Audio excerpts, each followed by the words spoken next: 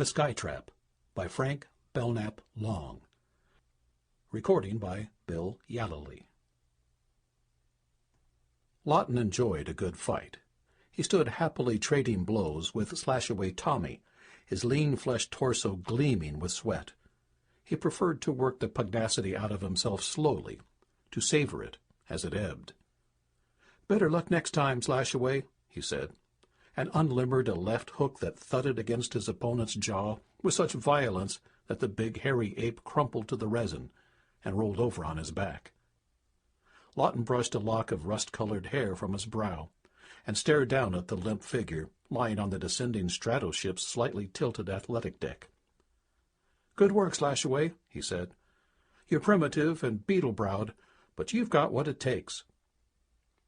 Lawton flattered himself that he was the opposite of primitive. High in the sky, he had predicted the weather for 8 days running, with far more accuracy than he could have put into a punch. They'd flash his report all over Earth in a couple of minutes now, from New York to London to Singapore and back. In half an hour he'd be donning street clothes and stepping out feeling darned good. He had fulfilled his weekly obligation to society by manipulating meteorological instruments for 45 minutes, high in the warm upper stratosphere, and worked off his pugnacity by knocking down a professional gem slugger. He would have a full, glorious week now to work off all his other drives. The stratoship's commander, Captain Forrester, had come up and was staring at him reproachfully. "Dave, I don't hold with the reforming Johnnies who want to remake human nature from the ground up, but you've got to admit our generation knows how to keep things humming with a minimum of stress. We don't have world wars now because we work off our pugnacity by sailing into gem sluggers 8 or 10 times a week. And since our romantic emotions can be taken care of by tactile television, we're not at the mercy of every brainless bit of fluff's calculated ankle appeal." Lawton turned and regarded him quizzically. "Don't you suppose I realize that? You'd think I just blew in from Mars." "All right. We have the outlets, the safety valves. They are supposed to keep us civilized, but you don't derive any benefit from them." "The heck I don't. I exchange blows with Slashaway every time I board the Perseus. And as for women, well, there's just one woman in the world for me, and I wouldn't exchange her for all the Turkish images and the tactile broadcasts from Istanbul." "Yes, I know, but you work off your primitive emotions with too much gusto. Even a cast-iron gem slugger can bruise. That last blow was brutal. Just because Slashaway gets thumped and thudded all over by the medical staff twice a week doesn't mean he can take—" The stratoship lurched suddenly.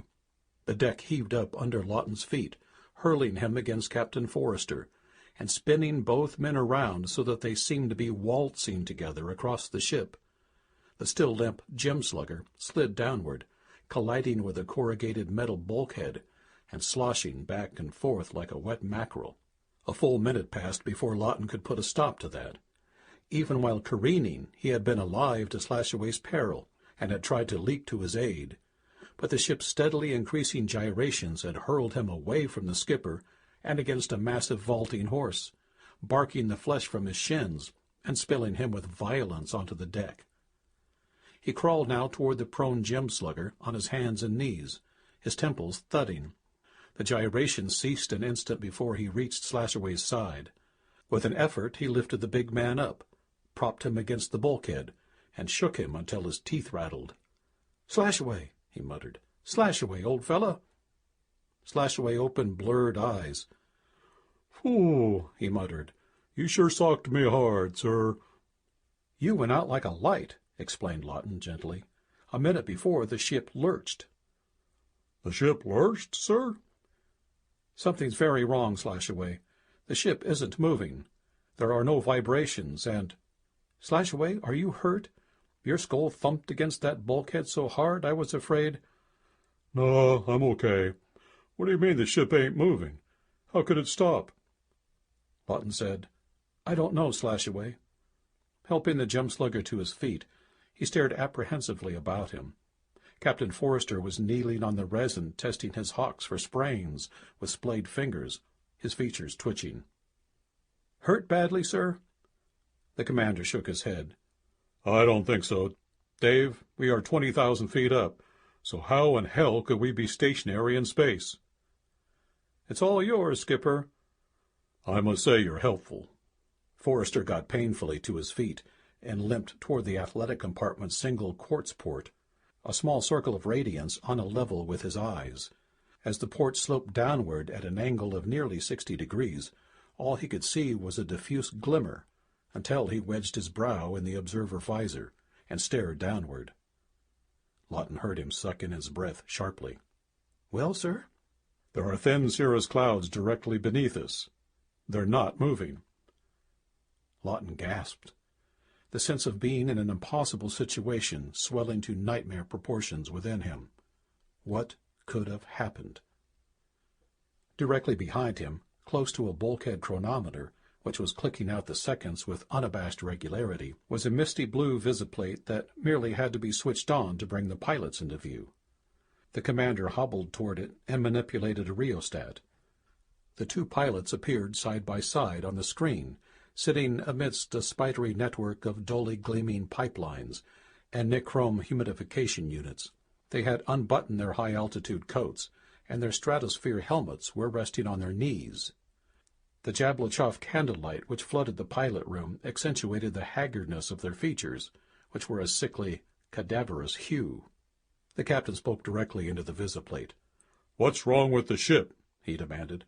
"Why aren't we descending? Dawson, you do the talking." One of the pilots leaned tensely forward, his shoulders jerking. "We don't know, sir. The rotaries went dead when the ship started gyrating. We can't work the emergency torps, and the temperature is rising." "But it defies all logic," Forrester muttered. "How could a metal ship, weighing tons, be suspended in the air like a balloon? It is stationary, but it is not buoyant. We seem in all respects to be frozen in." "The explanation may be simpler than you dream," Lawton said. "When we found the key." The captain swung toward him. "Could you find the key, Dave?" "I should like to try. It may be hidden somewhere on the ship, and then again it may not be. But I should like to go over the ship with a fine-tooth comb. Then I should like to go over outside thoroughly. Suppose you make me an emergency mate and give me carte blanche, sir." Lawton got his carte blanche. For 2 hours he did nothing spectacular, but he went over every inch of the ship. He also lined up the crew and pumped them.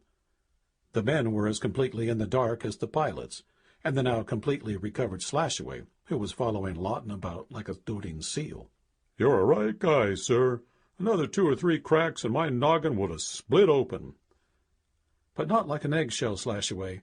Pig iron develops fissures under terrific pounding, but your cranium seems to be more like tempered steel. Slashaway, you won't understand this, but I've got to talk to somebody, and the captain is too busy to listen. I went over the entire ship because I thought there might be a hidden source of buoyancy somewhere.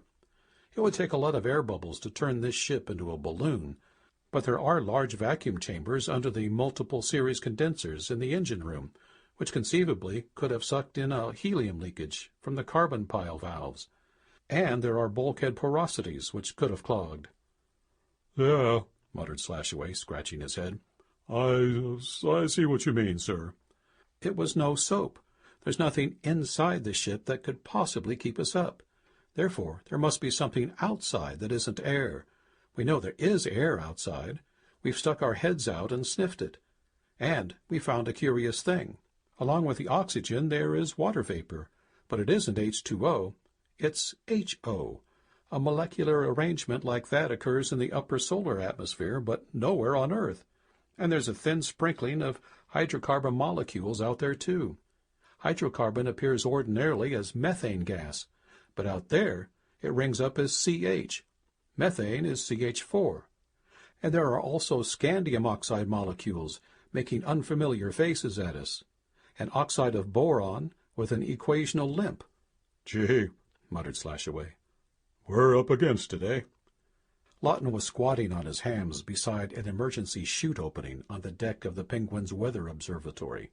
He was letting down a spliced beryllium plumb line, his gaze riveted on the slowly turning horizontal drum of a windlass, which contained more than 200 feet of gleaming metal cordage. Suddenly, as he stared, the drum stopped revolving. Lawton stiffened, a startled expression coming into his face. He had been playing a hunch that had seemed as insane, rationally considered, as his wild idea about the bulkhead porosities. For a moment he was stunned, unable to believe that he had struck pay dirt.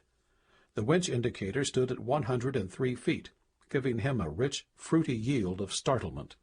100 feet below him, the plummet rested on something solid that sustained it in space. Scarcely breathing, Lawton leaned over the windlass and stared downward.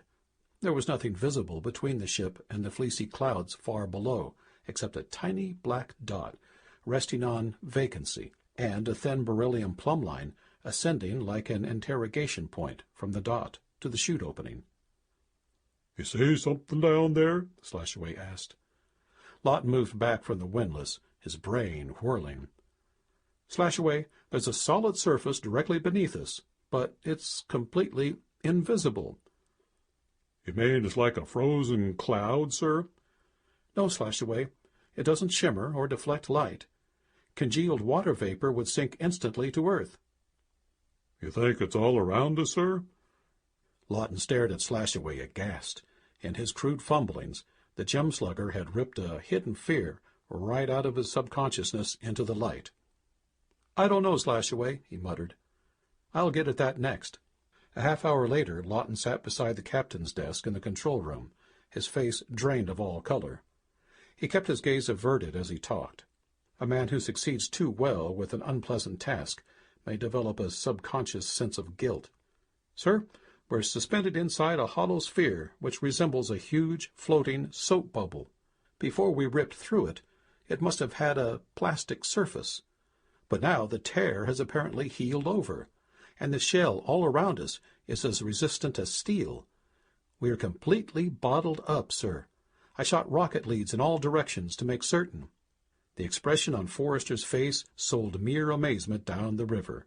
He could not have looked more startled if the nearer planets had yielded their secrets chillingly, and a super race had appeared suddenly on Earth. "Good God, Dave, do you suppose something has happened to space?" Lawton raised his eyes with a shudder. "Not necessarily, sir. Something has happened to us. We're floating through the sky in a huge invisible bubble of some sort, and we don't know whether it has anything to do with space. It may be a meteorological phenomenon." "You say we're floating?" "We're floating slowly westward. The clouds beneath us have been receding for 15 or 20 minutes now." "Phew," muttered Forrester. "That means we've got to—" He broke off abruptly. The Perseus's radio operator was standing in the doorway, distress and indecision in his gaze. "Our reception is extremely sporadic, sir," he announced. "We can pick up a few of the stronger broadcasts, but our emergency signals haven't been answered." "Keep trying," Forrester ordered. "Aye, aye, sir." The captain turned to Lawton. "Suppose we call it a bubble. Why are we suspended like this, immovably? Your rocket lead shot up, and the plumb line dropped 100 feet. Why should the ship itself remain stationary?" Lawton said, "The bubble must possess sufficient internal equilibrium to keep a big, heavy body suspended at its core. In other words, we must be suspended at the hub of the converging energy lines." "You mean we're surrounded by an electromagnetic field?" Lawton frowned. "Not necessarily, sir. I'm simply pointing out that there must be an energy tug of some sort involved. Otherwise the ship would be resting on the inner surface of the bubble." Forrester nodded grimly. "We should be thankful, I suppose, that we can move about inside the ship. Dave, do you think a man could descend to the inner surface?" "I've no doubt that a man could, sir. Shall I let myself down?" "Absolutely not. Damn it, Dave, I need your energies inside the ship. I could wish for a less impulsive first officer, but a man in my predicament can't be choosy." "Then what are your orders, sir?" "Orders? Do I have to order you to think? Is working something out for yourself such a strain? We're drifting straight toward the Atlantic Ocean. What do you propose to do about that?" "I expect I'll have to do my best, sir." Lawton's best conflicted dynamically with the captain's orders. 10 minutes later, he was descending, hand over hand, on a swaying emergency ladder. "Tough-fibered Davy goes down to look around," he grumbled. He was conscious that he was flirting with danger. The air outside was breathable, but would the diffuse, unorthodox gases injure his lungs? He didn't know, couldn't be sure. But he had to admit that he felt all right so far. He was 70 feet below the ship and not at all dizzy. When he looked down, he could see the purple-domed summits of mountains between gaps in the fleecy cloud blanket. He couldn't see the Atlantic Ocean, yet. He descended the last 30 feet with mounting confidence. At the end of the ladder, he braced himself and let go.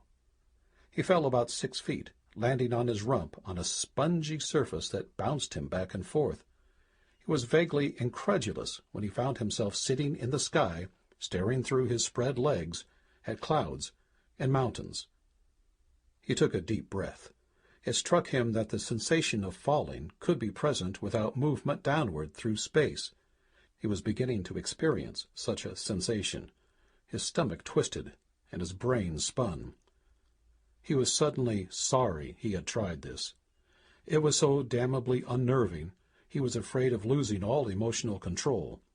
He stared up, his eyes squinting against the sun. Far above him, the gleaming, wedge-shaped bulk of the Perseus loomed colossally, blocking out a fifth of the sky. Lowering his hand, he ran his fingers over the invisible surface beneath him. The surface felt rubbery, moist. He got swayingly to his feet and made a perilous attempt to walk through the sky. Beneath his feet, the mysterious surface crackled, and little sparks flew up about his legs. Abruptly he sat down again, his face ashen. From the emergency chute opening, far above, a massive head appeared. "You're all right, sir?" Slashaway called, his voice vibrant with concern. "Well, You better come right up, sir. Captain's orders." "All right," Lawton shouted. "Let the ladder down another 10 feet." Lawton ascended rapidly, resentment smoldering within him. What right had the skipper to interfere? He had passed the buck, hadn't he? Lawton got another bad jolt the instant he emerged through the chute opening. Captain Forrester was leaning against a parachute rack, gasping for breath, his face a livid hue. Slashaway looked equally bad. His jaw muscles were twitching, and he was tugging at the collar of his gym suit. Forrester gasped. "Dave, I tried to move the ship. I didn't know you were outside." "Good God, you didn't know?" "The rotaries backfired and used up all the oxygen in the engine room. Worse, there's been a carbonic oxide seepage. The air is contaminated throughout the ship. We'll have to open the ventilation valves immediately. I've been waiting to see if you could breathe down there. You're all right, aren't you? The air is breathable." Lawton's face was dark with fury.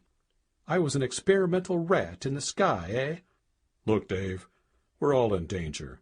Don't stand there glaring at me. Naturally, I waited. I have my crew to think of." "Well, think of them.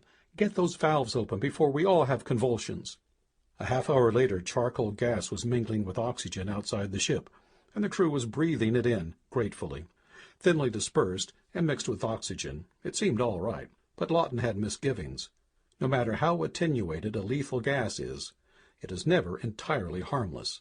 To make matters worse, they were over the Atlantic Ocean. Far beneath them was an emerald turbulence, half obscured by eastward-moving cloud masses. The bubble was holding, but the morale of the crew was beginning to sag. Lawton paced the control room. Deep within him, unsuspected energies surged. "We'll last until the oxygen is breathed up," he exclaimed. "We'll have 4 or 5 days at most. But we seem to be traveling faster than an ocean liner. With luck, we'll be in Europe before we become carbon dioxide breathers." "Will that help matters, Dave?" said the captain wearily. "If we can blast our way out, it will." The captain's sagging body jackknifed erect. "Blast our way out? What do you mean, Dave?" "I've clamped expulsor discs on the cosmic ray absorbers and trained them downward. A thin stream of accidental neutrons directed against the bottom of the bubble may disrupt its energies. Wear it thin. It's a long gamble, but worth taking. We're staking nothing, remember?" Forrester sputtered. "Nothing but our lives. If you blast a hole in the bubble, you'll destroy its energy balance. Did that occur to you?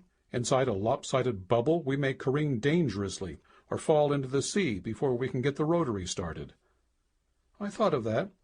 The pilots are standing by to start the rotaries the instant we lurch. If we succeed in making a rent in the bubble, we'll break out of the helicoptic vanes and descend vertically. The rotaries won't backfire again. I've had their burnt-out cylinder heads replaced." An agitated voice came from the visiplate on the captain's desk. "Tuning in, sir." Lawton stopped pacing abruptly. He swung about and grasped the desk edge with both hands, his head touching Forrester's as the two men stared down at the horizontal face of Petty Officer James Caldwell. Caldwell wasn't more than 22 or 3, but the screen's opalescence silvered his hair, misted the outlines of his jaw, giving him the aspect of senility. "Well, young man," Forrester growled. "what is it? What do you want?" The irritation in the captain's voice seemed to increase Caldwell's agitation. Lawton had to say, "All right, lad, let's have it," before the information which he had seemed bursting to impart could be wrenched out of him. It came in erratic spurts. "The bubble is all blooming, sir. All around inside there are big yellow and purple growths. It started up, above, and spread around. First there was just a clouding over of the sky, sir, and then stalks shot out." For a moment Lawton felt as though all sanity had been squeezed from his brain. Twice he started to ask a question, and thought better of it. Pumpings were superfluous when he could confirm Caldwell's statement in a half a minute for himself. If Caldwell had cracked up... Caldwell hadn't cracked. When Lawton walked to the quartz port and stared down, all the blood drained from his face. The vegetation was luxuriant and unearthly. Floating in the sky were serpentine tendrils as thick as a man's wrist, purplish flowers, and ropey fungus growths. They twisted and writhed and shot out in all directions, creating a tangle immediately beneath him and curving up toward the ship amidst a welter of seed pods. He could see the seeds dropping from pods which reminded him of the darkly horned skate egg sheaths which he had collected in his boyhood from sea beaches at ebb tide.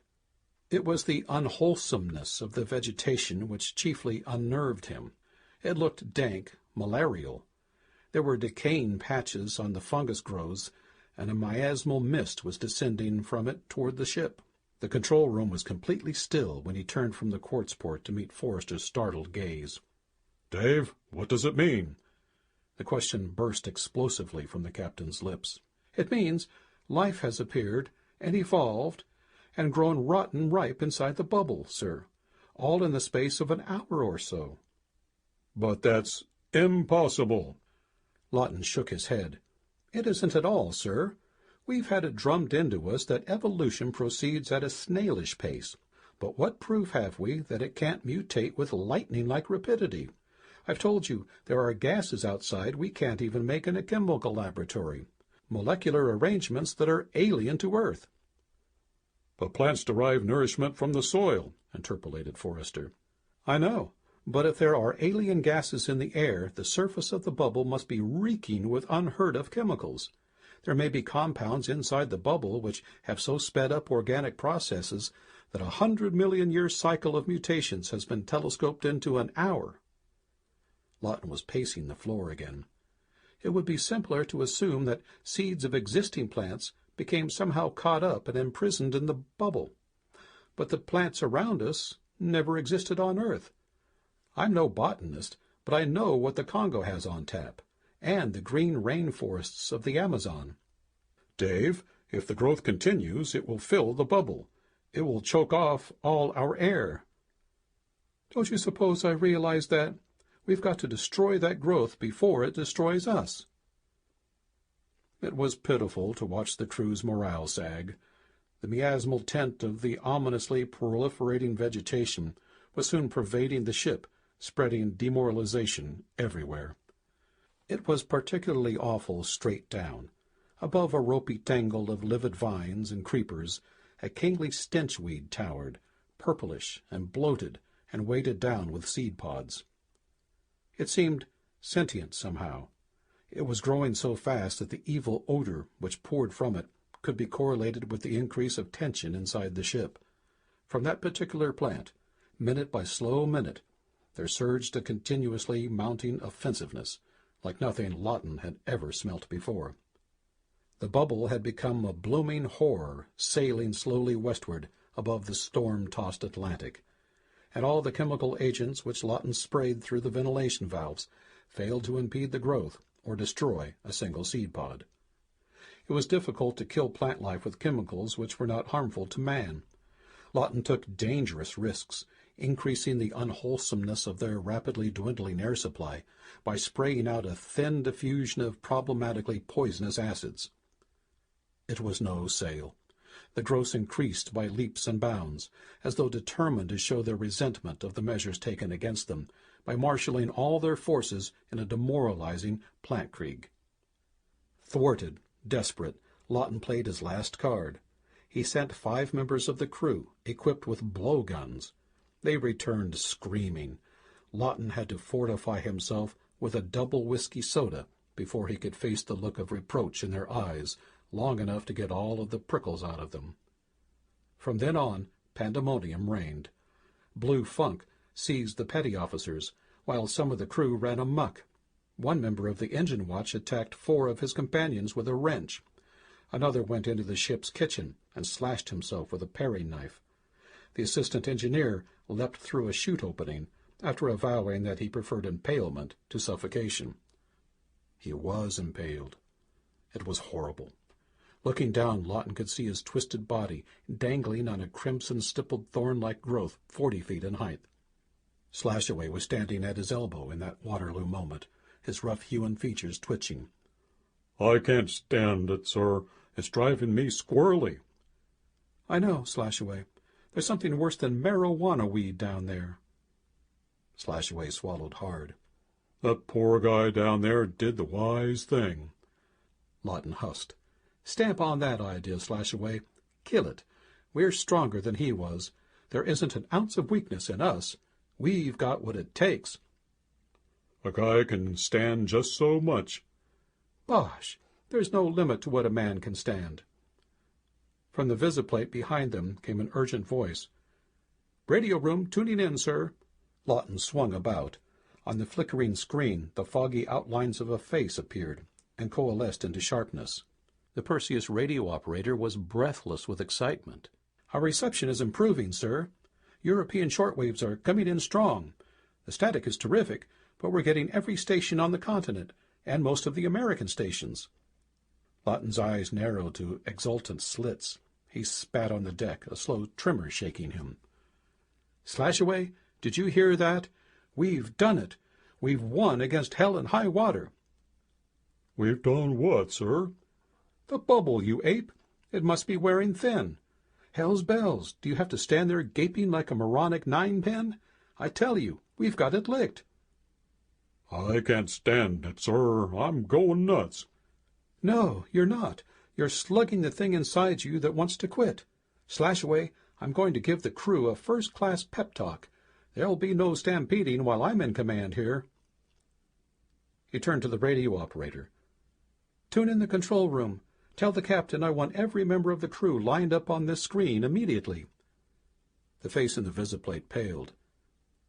"I can't do that, sir. Ship's regulations." Lawton transfixed the operator with an irate stare. "The captain told you to report directly to me, didn't he?" "Yes, sir, but if you don't want to be cashiered, snap into it." Yes, sir." The captain's startled face preceded the duty muster visiview by a full minute, seeming to project outward from the screen. The veins on his neck were thick blue cords.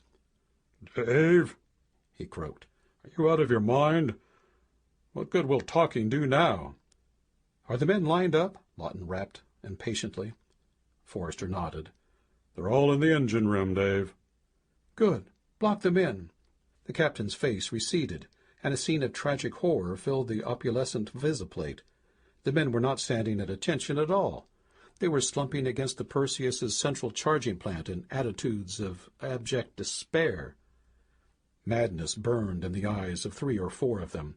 Others had torn open their shirts and raked their flesh with their nails. Petty Officer Caldwell was standing as straight as a totem pole, clenching and unclenching his hands. The second assistant engineer was sticking out his tongue. His face was deadpan, which made what was obviously a terror reflex look like an idiot's grimace. Lawton moistened his lips. "Men, listen to me. There is some sort of plant outside that is giving off deliriant fumes. A few of us seem to be immune to it." "I'm not immune, but I'm fighting it, and all of you boys can fight it too. I want you to fight it to the top of your courage. You can fight anything when you know that just around the corner is freedom from a beastliness that deserves to be licked, even if it's only a plant." "Men, we're blasting our way free. The bubble's wearing thin. Any minute now, the plants beneath us may fall with a soggy plop into the Atlantic Ocean." "I want every man-jack aboard this ship to stand at his post and obey orders. Right this minute, you look like something that cat dragged in. But most men who cover themselves with glory start off looking even worse than you do." He smiled wryly. "I guess that's all. I've never had to make a speech in my life, and I'd hate like hell to start now." It was Petty Officer Caldwell who started the chant. He started it, and the men took it up until it was coming from all of them in a full-throated roar. "I'm a tough, true-hearted skyman, careless and all that, do you see? Never at fate a railer. What is time or tide to me? All must die when fate shall will it. I can never die but once. I'm a tough, true-hearted skyman. He who fears death is a dunce." Lawton squared his shoulders. With a crew like that, nothing could stop him. His energies were surging high. The deliriant weed held no terrors for him now. They were stout-hearted lads, and he'd go to hell with them cheerfully, if need be. It wasn't easy to wait. The next half-hour was filled with a steadily mounting tension, as Lawton moved like a young tornado about the ship, issuing orders and seeing that each man was at his post. "Steady, Jimmy. The way to fight a deliriant is to keep your mind on a set task. Keep sweating, lad." "Harry, that winch needs tightening. We can't afford to miss a trick." "Yeah, it will come suddenly. We've got to get the rotary started the instant the bottom drops out." He was with the captain and Slashaway in the control room when it came. There was a sudden grinding jolt, and the captain's desk started moving toward the quartz port, carrying Lawton with it. "Holy Gemini cricket!" exclaimed Slashaway. The deck tilted sharply, then righted itself. A sudden gush of clear, cold air came through the ventilation valves as the triple rotary started up with a roar. Lawton and the captain reached the quartz port simultaneously. Shoulder to shoulder, they stood staring down at the storm-tossed Atlantic, electrified by what they saw.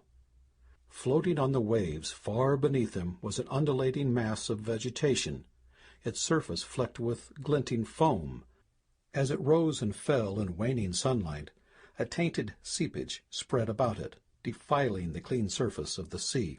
But it wasn't the floating mass which drew a gasp from Forrester and caused Lawton's scalp to prickle. Crawling slowly across that Sargasso-like island of noxious vegetation was a huge, elongated shape which bore a nauseous resemblance to a mottled garden slug. Forrester was trembling visibly when he turned from the quartz port. "God, Dave, that would have been the last straw. Animal life. Dave, I can't realize we're actually out of it." "We're out all right," Lawton said hoarsely. "Just in time, too.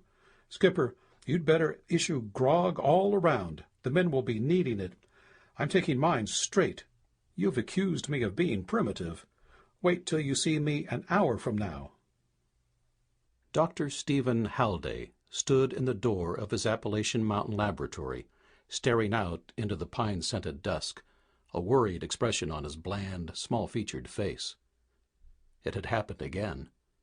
A portion of his experiment had soared skyward in a very loose group of highly energized wavicles.